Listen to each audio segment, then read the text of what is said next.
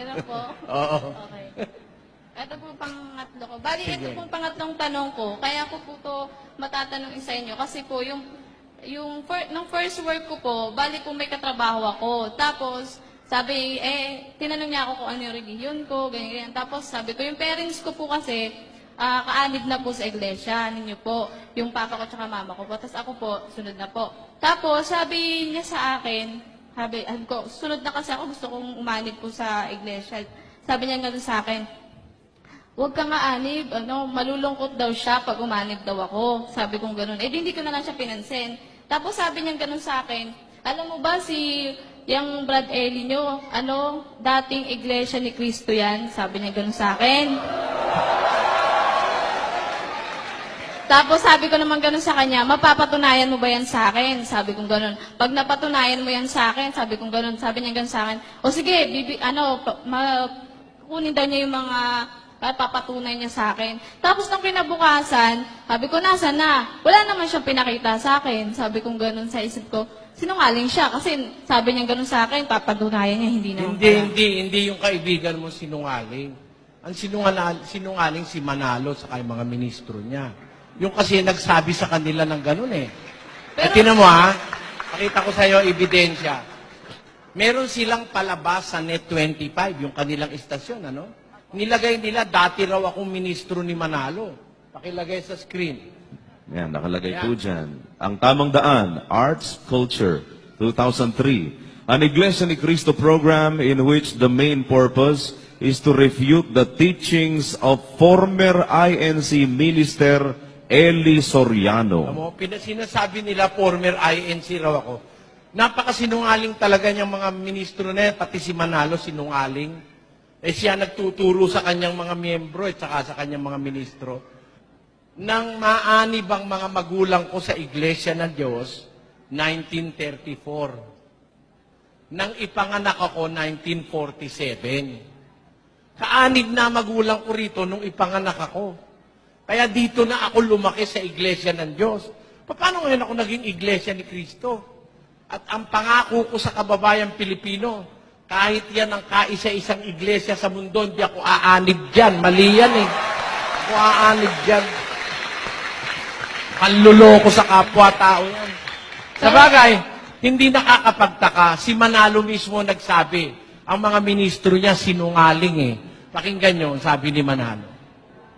Ayun, kung ang isang manggagawa, mga kapatid, sinungaling, hindi pwedeng manindigan. Kung ang isang manggagawa, kakampi sa katiwalian, hindi pwedeng manindigan. Kung ang isang manggagawa, siya pang nagtuturo ng katiwalian, lalong masamang manggagawa ito. Wala ng sariling paninindigan, ay siya pang kasangkapan ng Diablo. Sa sinho yung ganyang manggagawa, maraming manggagawa natin, halos lahat, ganyan. Halos lahat daw ng manggagawa nila sinungaling. Si Manalo may sabi nun. Ang manggagawa raw nila, halos lahat sinungaling. Yan ba'y marahas na paratang? Tuloy nga natin. Hindi ho ba naman isang napakarahas na pagpaparatang yan? Hindi. Kaya ako nalalaman, sapagkat ang mga ulat na dumarating sa amin, hindi totoo. Bakit hindi naging totoo?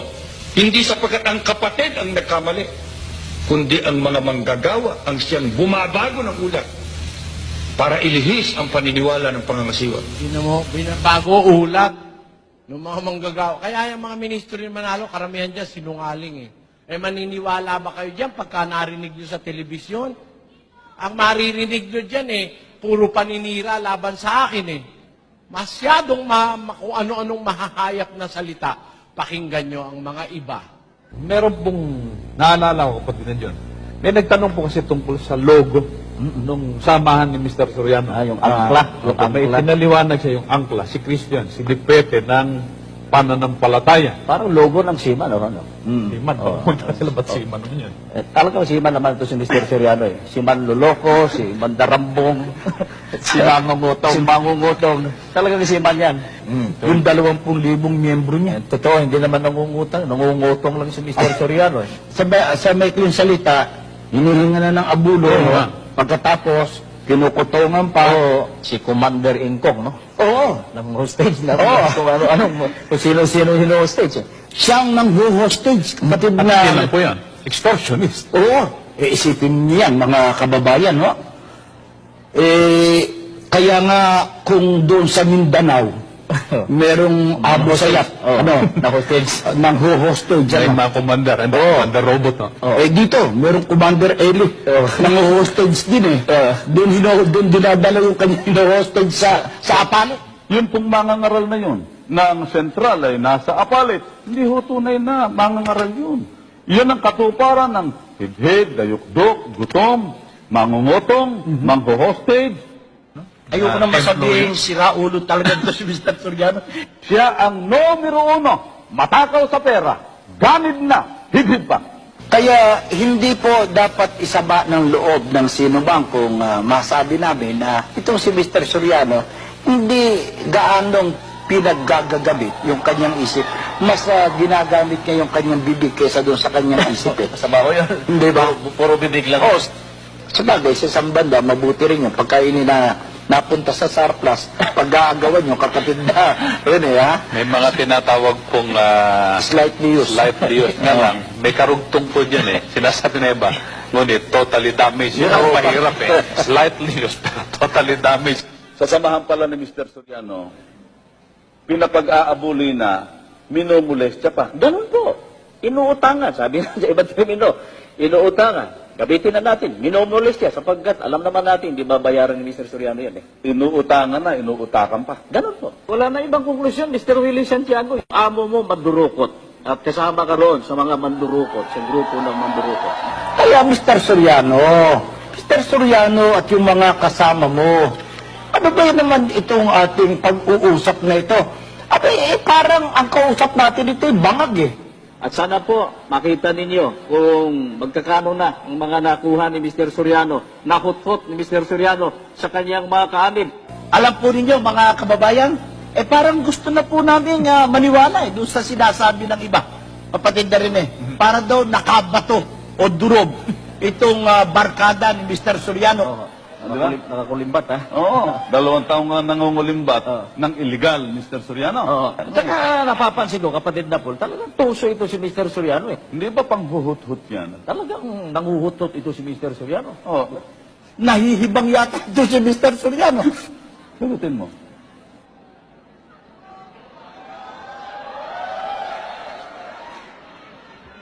Yan ang mga sinungaling na ministro ni Manalo.